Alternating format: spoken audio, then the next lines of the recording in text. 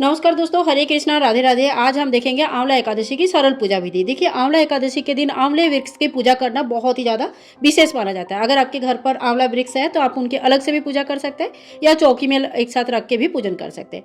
साथ ही में देखिए, एक चौकी हमने लगा लिया है और इस पर पीला आसन बिछा दिया है। इसके बाद देखिए, हाथ में थोड़ी सी मैंने तिल ले लिया है। आज के दिन तिल का ही व्यवहार किया जाता है। आज के दिन कोई भी चावल का यूज़ नहीं किया जाता है। तो यहाँ पे मैंने तिल का आसन लगा दिया भगवान विष्णु जी के लिए और भगवान गणेश जी के लिए।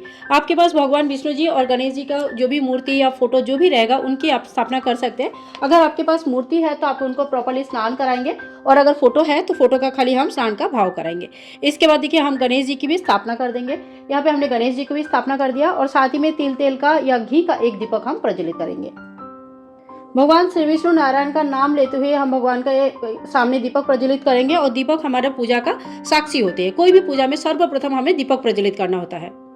इसके बाद देखिए, हम कलश स्थापना करेंगे। कलश स्थापना के लिए थोड़ी सी तिल की हम आसन लगा देंगे और उसके बाद 1 लोटा जल इसके ऊपर रख देंगे। तो ये जो लोटा है ये आप चाहे तो तांबे का ले सकते हैं, पीतल का, कांसे का ले सकते हैं या तो फिर सिंपल मिट्टी का भी ले सकते हैं। गले में इस तरह से हमें कलावा बांध लेनी होगी और इसके बाद देखिए, हाथ में लौंग, इलायची, बतासा और ले सकते हैं। कोई मीठा भी डाल सकते हैं या सिंपली ये लौंग, इलायची, सुपारी और 1 रुपया का कॉइन ये डाल के आप कलश में डाल दीजिएगा इस तरह से। और कलश में ये सारी चीज़ें डालने के बाद हमें जो 5 अशोका या आम का पत्ते लेनी होती है तो 5 अशोका या आम का हम पत्ते लगा देंगे और इसके ऊपर हमें कोई एक पूर्ण पात्र रखना होता है। तो एक हम पात्र रख देंगे इस तरह से। तो देखिए, इस तरह से हमने पात्र रख दिया है। अब पात्र के ऊपर हमें थोड़ी सी इस तरह से तिल रख देंगे। आप चाहे तो भर के भी तिल रख सकते हैं या थोड़ा सा भी रख सकते हैं। अब हम दीपक कलश की स्थापना कर रहे हैं तो हम यहाँ पे एक दीपक रख देंगे। अब हम कलश के दीपक को प्रज्वलित करने से पहले जितने भी आम या अशोक के पत्ते आपने लगाया है उनमें टीका कर लीजिएगा। चंदन से कर सकते हैं, हल्दी या कुमकुम से भी कर सकते हैं।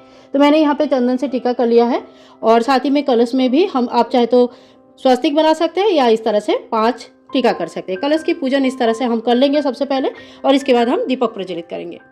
कलश में सभी देवी देवता का वास होता है। सभी देवी देवता को आह्वान करेंगे, हे वरुण देव, हे वरुण कलश।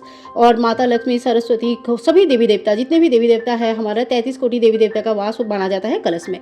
तो सभी को आह्वान करते हुए हमें जो है दीपक को प्रज्वलित करना है। हाथ जोड़ करके हम सभी देवी देवता को आह्वान करेंगे कि हे भगवान, आप सभी लोग आए और हमारे पूजा में शामिल हो। तो इस तरह से हमें पूरा चौकी सजा लेना है। इसके बाद देखिए, हम 1 लोटा जल ले लेंगे। तो यहाँ पे मैंने सबसे पहले 1 लोटा जल ले लिया है और फूलों की मदद से सबसे पहले गणेश जी को स्नान कराएंगे। ओम गणेशाय नमो, गणेशाय नमो, गणेशाय नमो। इसके बाद भगवान विष्णु जी को, माता लक्ष्मी को स्नान कराएंगे। सभी देवी देवता जितने भी यहाँ पे फोटो में विराजमान है सभी का नाम लेते हुए, सभी को शरण करते हुए सभी को स्नान कराएंगे। इस तरह से सभी भगवान का स्नान होने के बाद देव वृक्ष के जब हम पूजा करते हैं तो वहाँ पे भी सर्वप्रथम हमें जल सींचना होता है। तो देखिए, यहाँ पे हम सबसे पहले जल सींचेंगे। थोड़ी सी हमें, अगर छोटा पौधा है तो थोड़ा सा ही जल सींचना है और अगर बड़ा पौधा है तो आप ज्यादा जल सींच सकते हैं। इसके बाद देखिए, वस्त्र रूपी कलावा सबसे पहले हमें भगवान गणेश जी को चढ़ाना है। ओम वस्त्रम समर्पयामि, इस मंत्र का जप करते हुए हम भगवान को वस्त्र रूपी कलावा चढ़ाएंगे। दुर्वा घास अगर आपके पास है तो आप दुर्वा घास जरूर चढ़ाइएगा। और साथ ही में देखिए, अगर फूल है तो फूल चढ़ाइए, नहीं है तो कोई बात नहीं, स्किप कर सकते हैं। और अगर लाल फूल है, गुलाब के फूल है, तो आप लाल फूल, गुलाब फूल भगवान को जरूर चढ़ाइए। ये बहुत ही अच्छा माना जाता है। गणेश जी के पूजन होने के बाद हम सेम इसी तरह से भगवान के पूजन करेंगे। तो देखिए, ये कलावा है। अब ये वस्त्र स्वरूप कलावा में चढ़ा दूंगी। इसके बाद हम सभी भगवान को टीका करेंगे। तो सबसे पहले हम गणेश जी को टीका करेंगे और इसके बाद हम भगवान नारायण को टीका करेंगे। और देखिए, भगवान के यहाँ पे जितने भी फोटो देवी देवता जितने भी विराजमान है सभी को टीका करना आवश्यक है, क्योंकि फोटो में जितने भी देवी देवता रहते हैं उन सभी को हमने बुलाया हुआ होता है। अब यहाँ पे जो वृक्ष के हमने लिया है यहाँ पे भी हमें टीका करनी है। तो कम से कम 8 टीका आप जरूर कीजिएगा और अगर संभव है तो 108 टीका किया जाता है। अगर 108 टीका नहीं दे सकते तो आप 8 टीका कम से कम दे दीजिएगा। इसके बाद देखिए, भगवान को पीला फूल बहुत प्रिय होता है। तो अगर आपके पास पीला फूल है तो आप पीला फूल चढ़ा दीजिएगा और जेनोई है तो आप जेनोई चढ़ा दीजिए और नहीं है तो वस्त्र स्वरूप जो कलावा चढ़ाया उसी से भी हो जाता है। अगर आपके पास पीला जेनोई है तो भगवान को शरण करते हुए पीला जेनोई चढ़ा दीजिएगा। माता लक्ष्मी के लिए अगर लाल फूल है तो लाल फूल चढ़ा दीजिए और अगर नहीं है तो कोई बात नहीं, जो भी फूल आपके पास अवेलेबल है आप वही फूल चढ़ा सकते हैं। साथ ही में हम आंवला वृक्ष को भी फूल चढ़ा देंगे। आंवला वृक्ष का पूजन करना आज बहुत ही ज़्यादा महत्वपूर्ण माना जाता है। इसके बाद देखिए, भगवान श्री विष्णु नारायण को तुलसी दल चढ़ाया जाता है। तुलसी दल के बिना कोई भी पूजा संपूर्ण नहीं माना जाता। तो आप भगवान विष्णु जी को आज चाहे तो 11 तुलसी दल चढ़ा सकते हैं, 51 चढ़ा सकते हैं, 108 चढ़ा सकते हैं। ओम भगवते वासुदेवाय नमः इस मंत्र का जप करते हुए एक एक करके आप तुलसी दल चढ़ा सकते हैं। इसके बाद देखिए हम धूप दिखा देंगे भगवान के लिए। सबसे पहले दीपक तो हमने प्रज्वलित कर लिया था, दीपक प्रज्वलित करके ही हमने पूजा का शुरुआत किया था और उसके बाद भगवान को हम धूप भी दिखा देंगे। धूप, दीप इत्यादि 5 उपचार से पूजन करना होता है। धूप, दीप, पुष्प, सुगंधि यानी कि जो चंदन हमने लगाया और नैवेद्य, नैवेद्य यानी कि जो हमने अभी भगवान के लिए भोग प्रसाद तैयार किया है। तो देखिए गणेश जी को सर्वप्रथम हम अलग से भोग लगा देंगे क्योंकि गणेश जी के भोग में तुलसी दल नहीं चढ़ते हैं। भगवान विष्णु जी के लिए आप पीला मिठाई अगर लेके आए हैं तो पीला मिठाई का भोग चढ़ाइए, और अगर नहीं है तो कोई बात नहीं, आप कोई भी फल का भोग चढ़ा सकते हैं। तो देखिए आज के दिन आंवले का भोग चढ़ाना बहुत ज़्यादा महत्वपूर्ण माना जाता है। तो आप 108 आंवले चढ़ा सकते हैं, 8 आंवले चढ़ा सकते हैं, जितने भी आपके पास अवेलेबिलिटी हो उसमें आप चढ़ा सकते हैं। आंवले का दान करना भी आज बहुत शुभ माना जाता है, तो आप अगर हो सके तो आंवले का दान भी जरूर कीजिएगा। इसके साथ साथ ही देखिए आज भगवान को गुलाल चढ़ाया जाता है क्योंकि इस एकादशी का नाम रंग भरी एकादशी है। लड्डू गोपाल जी की अगर पूजा करते हैं तो उनको ज़्यादा से ज़्यादा आप रंग लगा सकते हैं, फूलों की होली खेल सकते हैं, गुलाल अबीर लगा सकते हैं। तो रंग भरी एकादशी के दिन ठाकुर जी को रंग जरूर लगाया जाता है। तो देखिए गुलाल आप इस तरह से एक फूल में आप इस तरह से गुलाल लगा लीजिएगा और भगवान को सबसे पहले होली के शुभकामनाएं हम देंगे। भगवान के साथ सबसे पहले होली खेला जाता है और उसके बाद आप अपना खुद का होली खेल सकते हैं। तो देखिए हमने इस तरह से गुलाल लगा लिया और भगवान श्री विष्णु नारायण को और माता लक्ष्मी को इस तरह से गुलाल चढ़ा दिया। साथ ही में थोड़ी सी गुलाल लेके हम भगवान को, गणेश जी को भी चढ़ा देंगे इस तरह से गुलाल। आज रंगभरी एकादशी के दिन गुलाल जरूर चढ़ाया जाता है और यहाँ पे आंवले का पेड़ को भी हम गुलाल चढ़ा देंगे। तो इस तरह से आंवले का पेड़ को भी गुलाल चढ़ाया जाता है। देखिए आप चाहे तो आंवले का पेड़ का अलग से भी पूजन कर सकते हैं, वो पूजा विधि भी मैं कोशिश करूंगी आप लोगों के साथ शेयर करना। लेकिन अगर घर पे आप इस तरह से पूजन कर रहे हैं तो बहुत ही सरल तरीके से छोटा विधि से इस तरह से पूजन कर सकते हैं। इसके बाद हम थोड़ी सी दक्षिणा चढ़ा देंगे। दक्षिणा हमारे पूजा में रही कमियों को पूरा करता है, तो थोड़ी सी दक्षिणा हमें जरूर चढ़ानी चाहिए। और ये दक्षिणा जो है नेक्स्ट डे यानी कि द्वादशी के दिन पारण से पहले ही हमें दान करनी होती है।